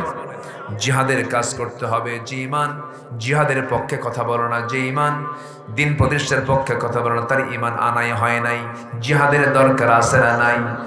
আমার দেশে রাষ্ট্রীয় ক্ষমতা ইসলাম আসুক চায় না এমন লোক বুঝে একটাও নাই, এই সমাজে নাই, এই এলাকায় নাই। আল্লাহর জমিন, আল্লাহর দিন কায়েম হোক, এটা অনেকেই চায় না। এই দেশের বিশাল সংখ্যক মানুষ তারা মনে করে ইসলামটাকে নামাজে মানবো, রোজায় মানবো, এটা আবার রাষ্ট্র নিয়ে আসার দরকার কি? এই চিন্তা যে সময় বান্দার মধ্যে জাগ্রত হবে সেই সময় ওই বান্দা কাফের হয়ে যাবে। কি ঠিক কিনা বলেন? মানে না, সে রাষ্ট্রীয় জীবনে ইসলামকে মানে না, রসুলকে খুব মহব্বত করে, রসুলের সুন্নতকে মানে, দাড়ি রাখে, মাথায় টুপি দেয়, জুব্বা পরে, সুরমা লাগায়, মিষ্টি খায়, কিন্তু যদি বলা হয় রসুলকে রাষ্ট্রীয় নেতা হিসেবে গ্রহণ করতে হবে, তখন সে আপত্তি করে, এগুলো উম্মত নয়, এগুলো ভণ্ড, এগুলো প্রতারক। আল্লাহ তুমি সবাইকে হেদায়েত দিয়ে দাও, জোরে বলি আমিন। নাম্বার 3, তাকওয়া অর্জন করতে হবে। এটা হচ্ছে আখিরাতের প্রস্তুতির একটা গুরুত্বপূর্ণ পর্ব, তাকওয়া অর্জন করতে হবে। নাম্বার 4 হলো ন্যায় প্রতিষ্ঠার সংগ্রাম করতে হবে। নাম্বার 5 হলো দ্বীনের সঠিক ইলম অর্জন করতে হবে। নাম্বার 6 হচ্ছে অধিক সংখ্যক নেক আমল করা। বদ আমল হবে না কেন, মানুষ তো, কিন্তু নেক আমলের পরিমাণটা হতে হবে কম না বেশি। এবং যদি কোনো গুনাহ হয়, হতে পারে সগীরা গুনাহ, কিন্তু কবিরা গুনাহ একজন ইমানদার বান্দার জীবনে হতে পারে না। এটা সবচেয়ে বড় চ্যালেঞ্জ আখিরাতের জন্য। নাম্বার 7 হলো ধৈর্য ধারণ করা। ধৈর্যের দরকার আছে না নাই? এই যে মাহফিলে বসে আছেন, এটা কি কিসের পরিচয়? ঠান্ডা না? গায়ে কাপড় চোপড়, অনেকে পর্যাপ্ত কাপড় চোপড় নিয়ে আসতে পারেন নাই, কষ্ট করে বসে আছে। তাহলে মাহফিল বসা আগে না ধৈর্য আগে? নামাজ আগে না ধৈর্য আগে? নামাজ আগে না ধৈর্য আগে? ধৈর্য আগে।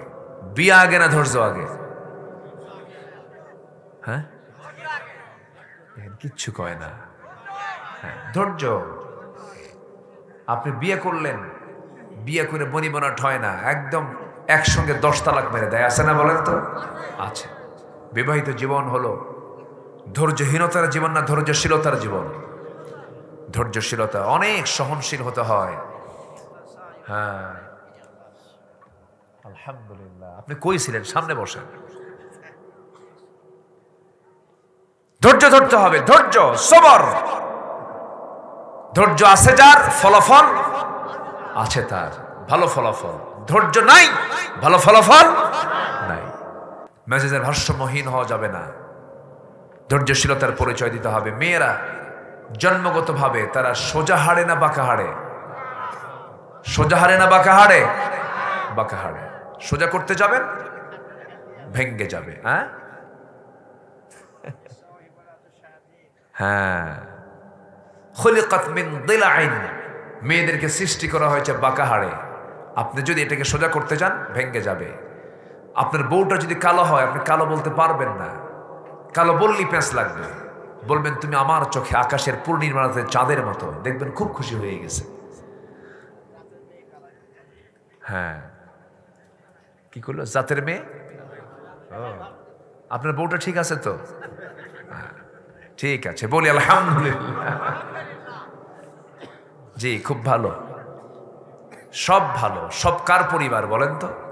আমরা সব কার গোলাম? আমরা সব কার গোলাম? কালো বানাইছেন কে? ধলা বানাইছেন কে? চিকন করেছেন কে? মোটা করেছেন কে? দোষ কার? আল্লাহ। শেষে আল্লাহর দোষ দিয়ে দিলেন না? সবই সুন্দর, সবই সুন্দর।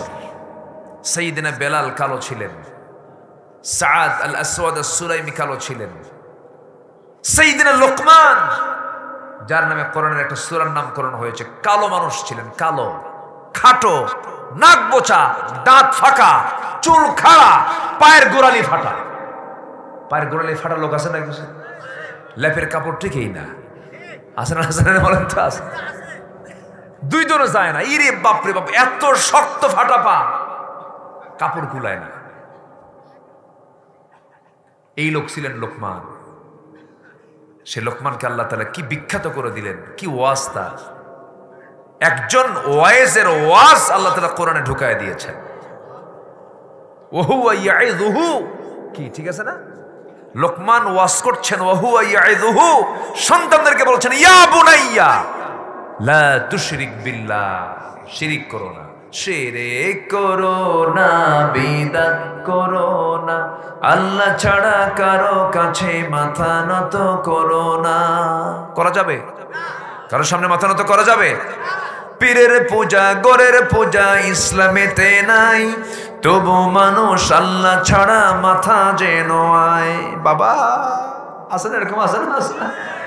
পীরের পূজা, গোরের পূজা ইসলামেতে নাই, তবু মানুষ আল্লাহ ছাড়া মাথা যেন আয়।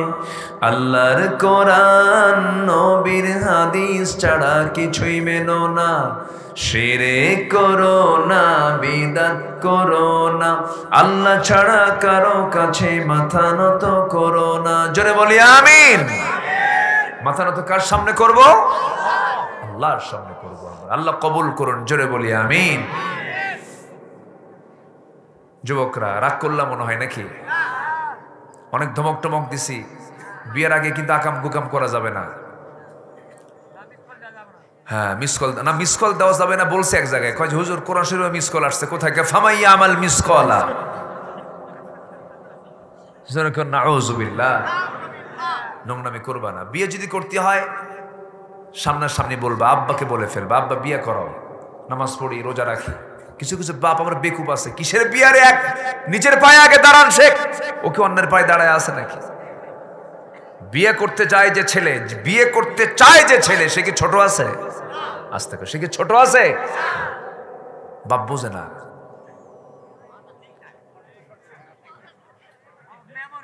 হ্যাঁ, কিছু কিছু কিছু বাপের সমস্যা আছে না নাই?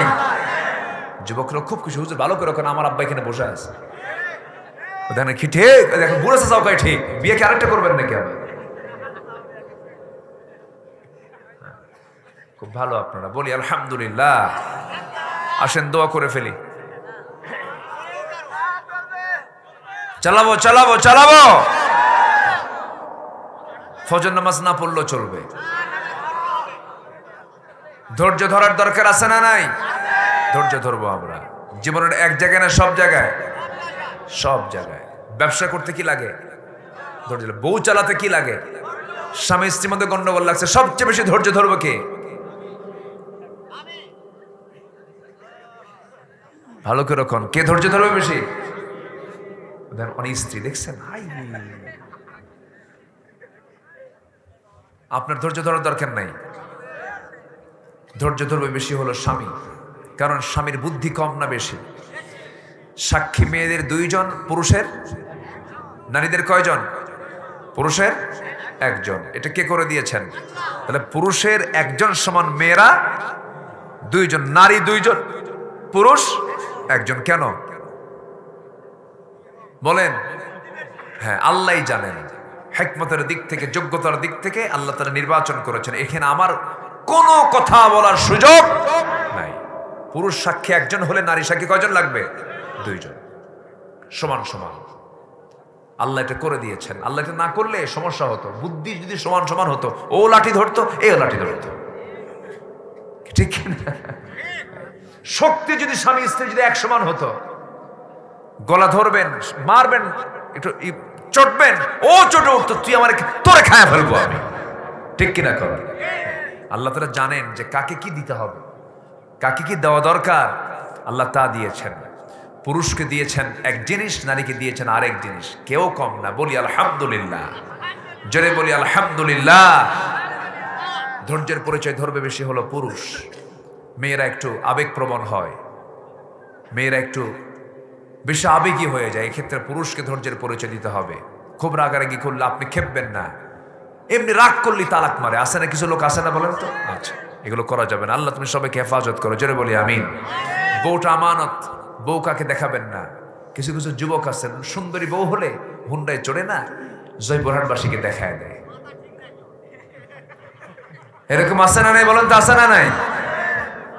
হ্যাঁ, কি যে মুশকিল। নিজের বউ সম্পদ উলঙ্গ কইরা, মাথার চুল ছেড়ে দিয়া, লাল একখান শাড়ি পরাইয়া দিয়া, লাল লিপস্টিক ঠোঁটে লাগাইয়া দিয়া হুন্ডায় চড়ায়। এখনকার হুন্ডা তো আবার একটু লেটেস্ট ভার্সন, যেগুলো R15, বিভিন্ন ধরনের, যে এগুলো দেখবেন যে প্যাসেঞ্জার সিট হলো 3 তলা আর ড্রাইভিং সিট হলো আন্ডারগ্রাউন্ড, একদম নিচে পড়ে থাকে। আর প্যাসেঞ্জার সিট হলো উঁচা, সেই উঁচাতে বউকে বসায়া দেয়। বউকে বসায়া দিয়া হুন্ডার যেদিক দিয়ে ধোঁয়া বের হয়, কি পাইপ ওটা? হ্যাঁ, ওটা করে কি ছড়ায় দেয়, কারণ ওটা না সরলে তো আওয়াজ হবে না, ওটা আউট। এখন আর হুন্ডার আওয়াজ না, এখন হয়ে গেছে হেলিকপ্টার। কি হয়ে গেছে? ভট ভট আওয়াজ হয়। তো পিছনে আরেক হেলিকপ্টার বসাইছে। ও নিজ আন্ডারগ্রাউন্ডে দিল একখান টান, খেতলাল টু জয়পুরহাট, হেসমি বাজার, অথবা ওইদিকে দুপচাচিয়া পর্যন্ত এক টানে জাতিকে সিনায় দিল। আওয়াজ তো আসেই, তাকাতেই হবে। তাকাতে গিয়েই হেলিকপ্টার দেখতে গিয়া আরেকটা বসে আছে ওই জায়গায়, জাতিকে দেখায় দিল। এরকম বেকুব মার্কের স্বামী কিছু আছে না নাই?